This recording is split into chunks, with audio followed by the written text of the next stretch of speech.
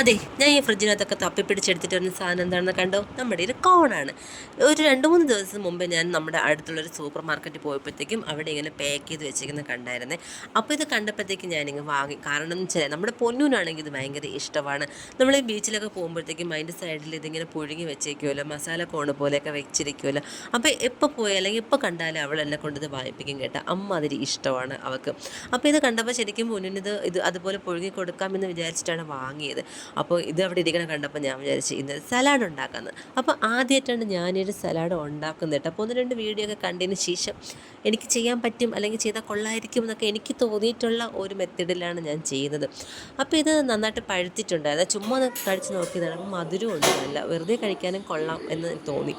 അപ്പോൾ നമുക്കിതിപ്പം വെറുതെ കഴിക്കാൻ ഇങ്ങനെ കഴിക്കണ്ടല്ലോ എന്ന് വിചാരിച്ച് ഞാനിന്ന് പുഴുങ്ങാൻ വേണ്ടിയിട്ട് വയ്ക്കുന്നുണ്ട്. ഇപ്പം നമ്മൾ പുഴുങ്ങാൻ വേണ്ടിയിട്ട് പാത്രം വെച്ചു, അതിൻ്റെ പുറത്ത് നമ്മൾ സ്റ്റീം ചെയ്യാനുള്ള സാധനമൊക്കെ വെച്ചിട്ട് ഇതിന് രണ്ടായിട്ടൊന്ന് കട്ട് ചെയ്താണ് വയ്ക്കുന്നത്.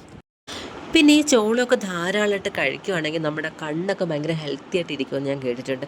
പിന്നെ ഈ ഡയറ്റൊക്കെ ചെയ്യുന്നവർക്ക് ഭയങ്കര ഇമ്പോർട്ടൻ്റ് ആണ്, നല്ല റിസൾട്ടൊക്കെ കിട്ടുന്ന ഒരു സംഭവമാണെന്ന് ഞാൻ കേട്ടിട്ടുണ്ട്. ഞാനിത് പരീക്ഷിച്ച് നോക്കിയിട്ടില്ല, ആദ്യമായിട്ടായതുകൊണ്ട് എനിക്ക് എങ്ങനെയാണെന്ന് അറിയില്ല, കേട്ട് പരിചയം മാത്രമേ ഉള്ളൂ. അപ്പോൾ നമുക്ക് നമ്മുടെ ആ ഒരു ചോളം പുഴുങ്ങുന്ന സമയം കൊണ്ട് നമുക്ക് അതിനൊക്കെ വേണ്ടിയിട്ടുള്ള ബാക്കി വെജിറ്റബിൾസൊക്കെ ഒന്ന് കട്ട് ചെയ്തെടുത്താലോ. അപ്പം ഞാനിവിടെ എടുത്തിരിക്കുന്ന വെജിറ്റബിൾസൊക്കെ എന്താണെന്ന് കണ്ടില്ലേ? കുക്കുംബർ, പിന്നെ ക്യാരറ്റ്, ഓരോ ടൊമാറ്റോ, സവാള, ഇത്രയും സാധനം ഞാൻ എടുത്തിട്ടുള്ളൂ. പിന്നെ നമ്മൾ കുക്കുംബറൊക്കെ ഹാഫേ ഞാൻ എടുത്തിട്ടുള്ളൂ. കാരണം എത്രമാത്രം ഉണ്ടാവും അല്ലെങ്കിൽ ചോളം വെന്ത് വരുമ്പോൾ എത്രമാത്രം കാണും എന്നൊന്നും അറിയില്ല. അപ്പോൾ വെജിറ്റബിൾസ് ഒരുപാട് എടുത്താൽ അത് കൂടിപ്പോയി അതിൻ്റെ ഒരു ടേസ്റ്റ്, നമ്മൾ ആ ഒരു കോണിൻ്റെ ടേസ്റ്റ് ഒന്നും വരില്ലല്ലോ എന്ന് വിചാരിച്ചിട്ട് ഞാൻ എല്ലാത്തിൻ്റെയും ഹാഫാണ് ഇട്ട് എടുക്കുന്നത്. അപ്പോൾ നമുക്ക് വെജിറ്റബിൾസൊക്കെ ചടപടേന്നൊന്ന് കട്ട് ചെയ്തെടുക്കാം അല്ലേ.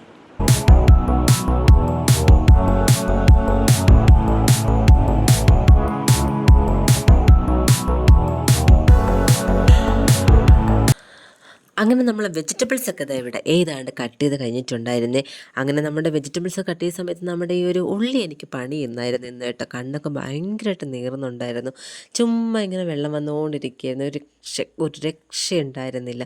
അങ്ങനെ പൊന്നു വന്ന് എന്നെ ഇടയ്ക്ക് കളിയാക്കുന്നുണ്ട്. അമ്മ എന്തിനാ കരയുന്നത്, വെജിറ്റബിൾസൊക്കെ തികയാത്തതുകൊണ്ടാണോ കരയുന്നതെന്നൊക്കെ പറഞ്ഞ് അവൾ എന്നെ കളിയാക്കുന്നുണ്ടായിരുന്നേ. എന്നാലും നല്ല രീതിയിൽ നീറ്റിലുണ്ടായിരുന്നു. ഒരു വൃത്തികെട്ട ഉള്ളിയായിരുന്നു എനിക്ക് ഇപ്രാവശ്യം കിട്ടിയത്.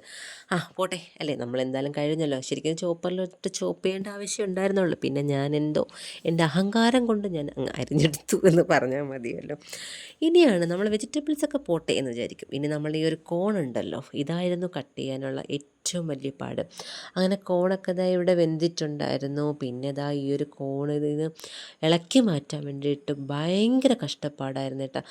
അപ്പം ഞാൻ വിചാരിച്ചു ഓരോരുത്തർ വീഡിയോയിൽ കാണിക്കുന്നത് എന്ത് ഈസി ആയിട്ടാണല്ലേ, ജസ്റ്റ് ഇങ്ങനെ കത്തിയോ അല്ലെങ്കിൽ സ്പൂണൊക്കെ വെച്ചിട്ട് അവർ ഒന്ന് തൊട്ടാൽ മതി ഇതെല്ലാം ഇളകി വീഴും. ഇനി ഞാൻ ചെയ്യുന്നതിൻ്റെ എനിക്ക് അറിഞ്ഞൂടാതെ ചെയ്യുന്നത് കൊണ്ടാണോ ഇനി ഇങ്ങനെ വരുന്നതെന്ന് എനിക്കറിയില്ല. അപ്പോൾ പൊന്നു ഇടയ്ക്കൊന്ന് പറയണം, അമ്മ ഇങ്ങനെയല്ല കൈകൊണ്ട് ചെയ്യുന്നത്. അപ്പം ഞാൻ കൈകൊണ്ട് ചെയ്യുമ്പോഴത്തേക്കും ഒട്ടുമേ വരുന്നുണ്ടായിരുന്നില്ലേ.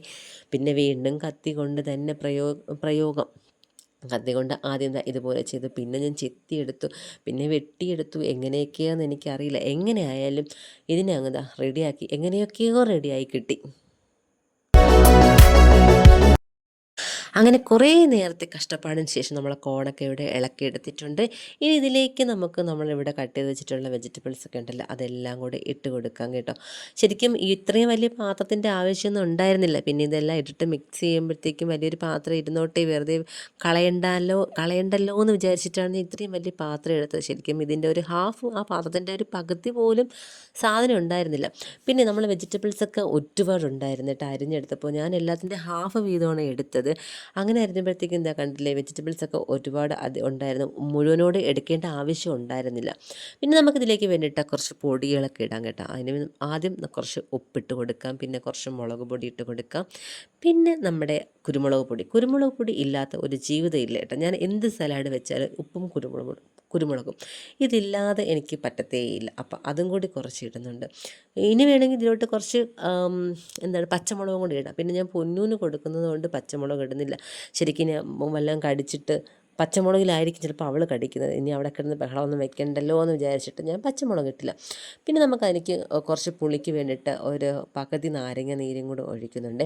എന്നിട്ട് നന്നായിട്ടൊന്ന് മിക്സ് ചെയ്യാം. പിന്നെ ഇതിലേക്ക് വേണമെങ്കിൽ കുറച്ച് മല്ലിയിലയും കൂടെ ഇടാം. മല്ലിയില ഒരു ടേസ്റ്റ് പൊന്നിന് ഇഷ്ടമില്ല കേട്ടോ. അതുകൊണ്ട് ഞാൻ മല്ലിയില അങ്ങ് അവോയ്ഡ് ചെയ്ത് ശരിക്കും ഇത് ഫ്രിഡ്ജിലൊക്കെ വെച്ചിട്ട് ഒരു 10-15 മിനിറ്റ് കഴിഞ്ഞിട്ട് കഴിക്കുമ്പോഴേക്കും അടിപൊളി ടേസ്റ്റായിട്ട് വരിക. പിന്നെ എനിക്കിതിൻ്റെ ടേസ്റ്റ് അറിയാനുള്ളൊരു ക്യൂരിയോസിറ്റി കൊണ്ടിട്ട് ഞാൻ ഉണ്ടാക്കി ഉടനെ കഴിച്ച് നോക്കാം കേട്ടോ. എന്തായാലും അടിപൊളിയായിരുന്നു, സൂപ്പർ സാധനമായിരുന്നു കേട്ടോ. അപ്പോൾ അടുത്ത വേറൊരു വീഡിയോ ആയിട്ട് നമുക്ക് പിന്നെ കാണാം.